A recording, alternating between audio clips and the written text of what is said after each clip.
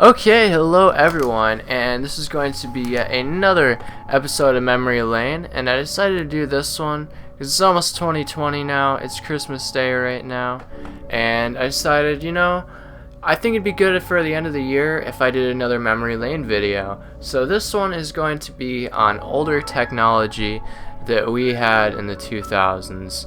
Now, I'm not just going to do one thing. I'm going to be talking about multiple things, whether it be phones or TVs that we had back then, or the kind of internet we had back then. I'll talk about stuff like that, a few different things of the technology we had back in the 2000s. So the first one is analog phones, the ones with the spiral wire on them. Those kinds of ones, the ones right here I'll show on screen. These are the kinds of phones we had back in the 2000s, along with flip phones.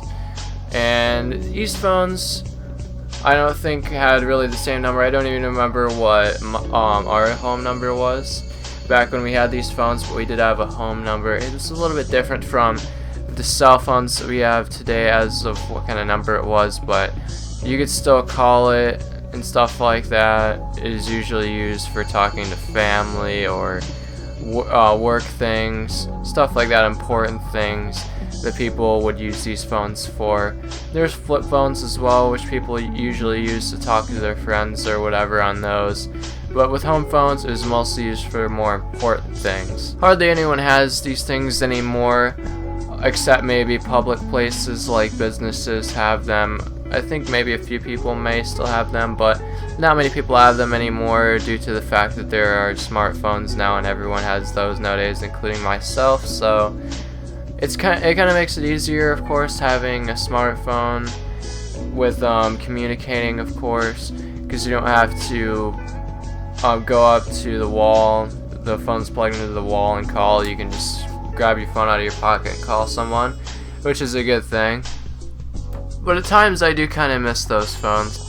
So, the next thing I'll be talking about is before we had HD TVs, we had box TVs. Now these ones didn't have any sort of HD on them, like I said. They didn't have the HDMI cable slot or anything. You had AV cables or VGA cables. Those are the kinds of cables you would use to hook up your DVD player, your cable box, or whatever it may be.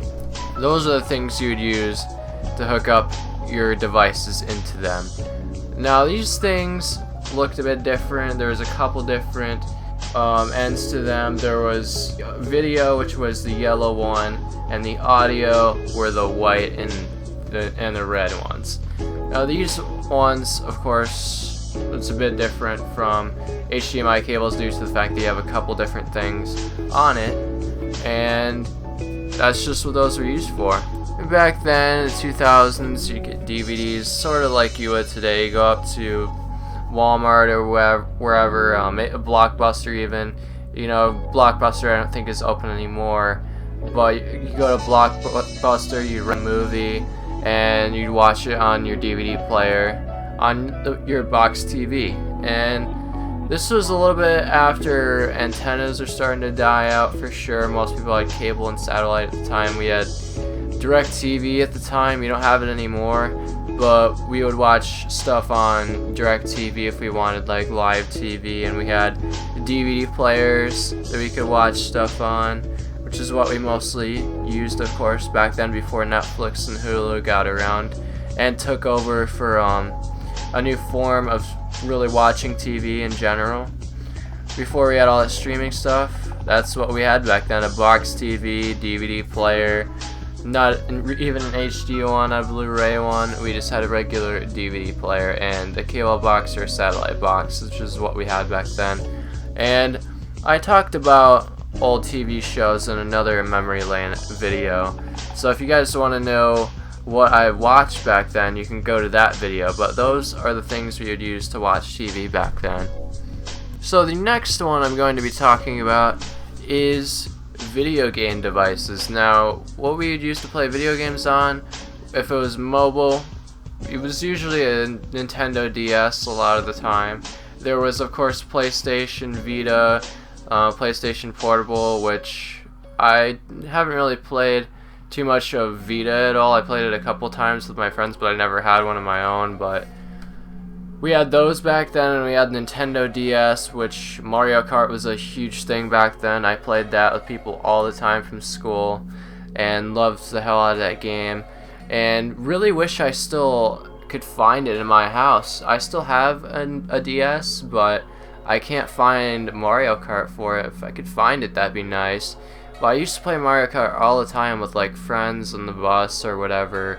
I would bring my DS on the bus, play with them, you know, link up, play with them, or, you know, go on Picto Chat or whatever, and, you know, talk to people on there that I went to school with, which, you know, of course was limited in range. It was only like local. I think there might have been online play, but we mostly, of course, back then, you know, played locally on Mario Kart. Online, I didn't really do too much, though.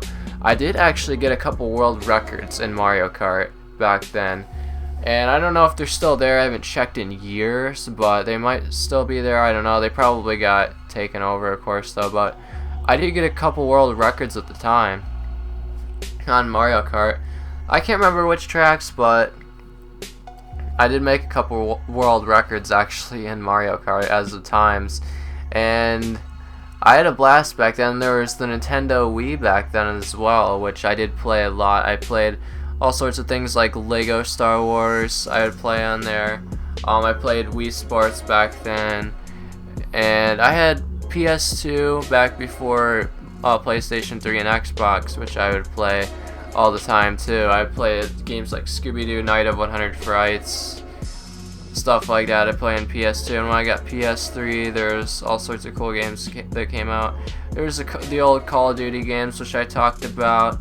There was, as a racing games, I played the hell out of MotorStorm, and really found a community in that game for sure that I miss dearly, and really wish I could go back to sometimes, you know, because that community was one of the best gaming communities I've ever been in. So I do miss it.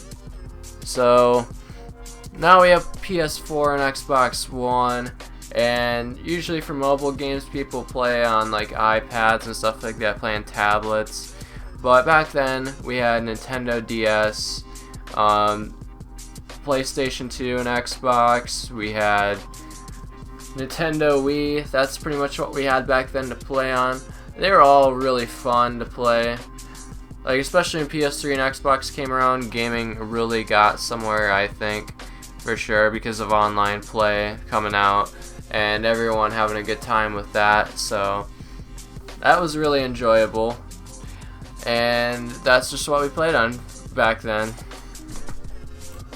So compared to stuff now, it is a little bit different. Things are more advanced, like not just like with Blu-ray and all that and the internet, but like things are getting a lot faster and more expensive as of memory for sure too. Nowadays, applications, videos, and games, because of the quality and all that stuff packed in, is taking up a lot more space nowadays. I mean, I posted on Twitter earlier, just looking at the amount of space that Call of Duty Modern Warfare takes up, and it takes up like over 100 gigabytes. I'm not even kidding. Same with Red Dead Redemption 2. This shit is taking up like 100 gigabytes on my system, and it's like, Jesus, I have a PS4 Pro and I'm already low on memory with the thing, you know, and I only have like 5 full games on it, you know, and I have a few indie games, sure, yeah, I have like 5 full games, but games are taking up a lot on systems anymore, you know, a lot more than what they used to. So just things in general are taking up a lot more space nowadays. Probably, you know, of course, because of the quality improvements, but we're getting devices and things that are starting to have higher memory for sure, so it's kind of making up for that. Though sometimes, of course, it can be frustrating with all these things taking up this much memory. But yeah, I think I talked about all I can think about as of older technology in this, so let me know what some older technology was like when you guys were growing up in the comments below. That was just my experience growing up in the 2000s. So yeah, that is another episode of Memory Lane. I hope you guys have an awesome 2020. I know I probably will for the most part. And yeah, peace guys.